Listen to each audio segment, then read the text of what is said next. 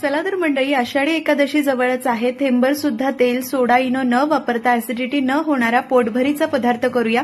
1 cup भगर म्हणजेच वरई घेतलीये. पाव कप साबुदाणा 2 ते 3 वेळा स्वच्छ धुवून घ्यायचं. भरपूर पाणी घालून 6 तास भिजवून घ्यायचं. 6 तासांनंतर यामधून हे संपूर्ण पाणी काढून टाकायचं. भिजलेली वरई आणि साबुदाणा मिक्सरच्या भांड्यात काढायचं. 2 चमचे घट्ट दही घालायचं. पाणी न घालता अगदी बारीक वाटून घ्यायचं. छान वाटून झालं. मिक्सरच्या भांड्यात फक्त 2 चमचे पाणी घालून घोळवून ते पाणी यामध्ये घालायचंय.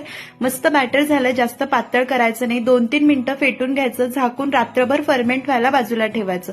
दुसऱ्या दिवशी सकाळी बॅटर छान फर्मेंट झालंय. यामध्ये चवीनुसार मीठ घालायचंय. एकजीव करायचंय. आपण यापासून मस्त कापसावून मऊसूत अशा इडल्या करतोय. इडली पात्राला तूप लावायचं. बॅटर घालायचं. 12 ते 15 मिनिटं मध्यम आचेवर इडली स्टीम करायची आणि नारळाच्या चटणीसोबत सर्व्ह करायची. तुम्ही यापासून आंबोळी आणि डोसे सुद्धा करू शकतात. इडली पाहू शकतात किती स्पॉन्जी आहे. या आषाढी एकादशीला नक्की करा. आवडली तर लाईक करा. जास्तीत जास्त